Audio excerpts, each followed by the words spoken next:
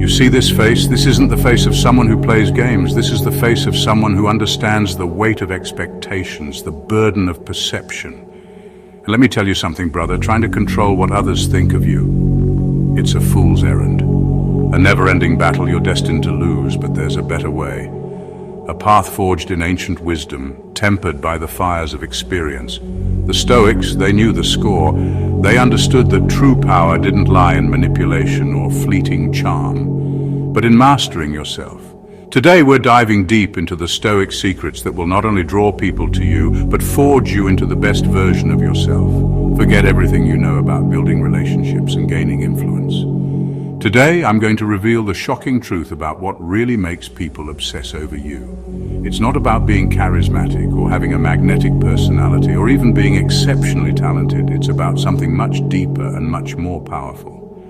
Are you ready to discover the Stoic secrets that will make people irresistibly drawn to you? The first Stoic secret, the one that lays the foundation for everything else, is indifference. Now, before you click away thinking this is about apathy, about not caring about anything, let me stop you right there. This isn't about becoming cold and unfeeling. This is about recognizing that the only thing you truly control in this life is your own mind. The world will throw its worst at you, that's a guarantee. Heartbreak, betrayal, loss, it's all part of the journey. But it's not those events themselves that break you, it's how you choose to react to them.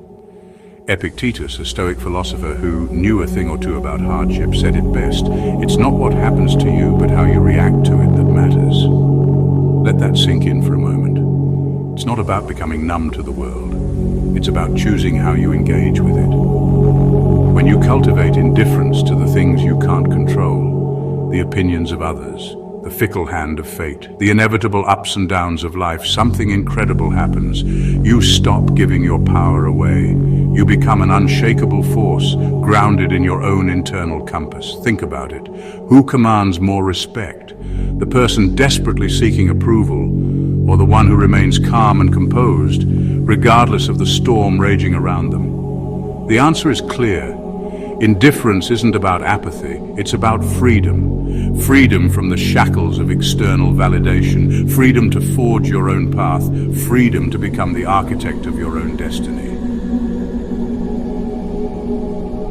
The second Stoic secret is inextricably linked to the first. It's about living fully in the present moment. You see, the past is gone, and the future, well, the future is nothing more than a product of your present thoughts and actions, yet we waste so much energy dwelling on what was or worrying about what might be. We torture ourselves with regrets, replaying past mistakes over and over in our minds like a broken record. We fret about things that may never come to pass, sacrificing the peace of today on the altar of tomorrow's anxieties. But the Stoics, they understood the futility of this. Seneca, another wise mind from that era, put it beautifully. The greatest obstacle to living is expectancy, which hangs upon tomorrow and loses today. Living in the present moment means embracing the fullness of now.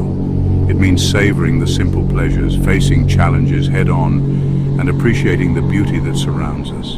When you're fully present, you're not haunted by the ghosts of yesterday or burdened by the uncertainties of tomorrow. You're alive, engaged, and receptive to the richness of experience. And that, my friend, is incredibly attractive. People are drawn to those who are present, who listen intently, who engage fully with the world around them. It's a magnetism that transcends superficial charm, a magnetism rooted in authenticity and awareness. So how do you cultivate this presence? It starts with mindfulness. Pay attention to your breath, to your senses, to the simple act of being. Focus on what you can control, what you can influence, and let go of the rest. Remember, the present moment is all we ever have. Make it count. Chapter 3. The Strength of Vulnerability. Now, this next Stoic secret might surprise you. It's about vulnerability. We live in a world that often equates vulnerability with weakness. We're taught to project an image of strength, to hide our flaws, to present a perfect facade to the world. But the Stoics understood that true strength lies in embracing our vulnerability. Marcus Aurelius, the philosopher emperor, wrote in his Meditations, "The impediment to action advances action. What stands in the way becomes the way." Think about that for a moment. What stands in the way becomes the way. Our vulnerabilities, our imperfections, our scars, they are not things to be ashamed of, but rather integral parts of what makes us human. When we try to hide these parts of ourselves, we build walls. Walls that prevent others from truly connecting with us, walls that ultimately isolate us from experiencing the fullness of human connection. But when we dare to be vulnerable, to show up authentically as ourselves, flaws and all, something magical happens. We create space for genuine connection. People can sense authenticity. They can tell when someone is being real, when they're not afraid to let their guard down and show their true selves. And that, my friend, is magnetic. It's not about oversharing or seeking pity.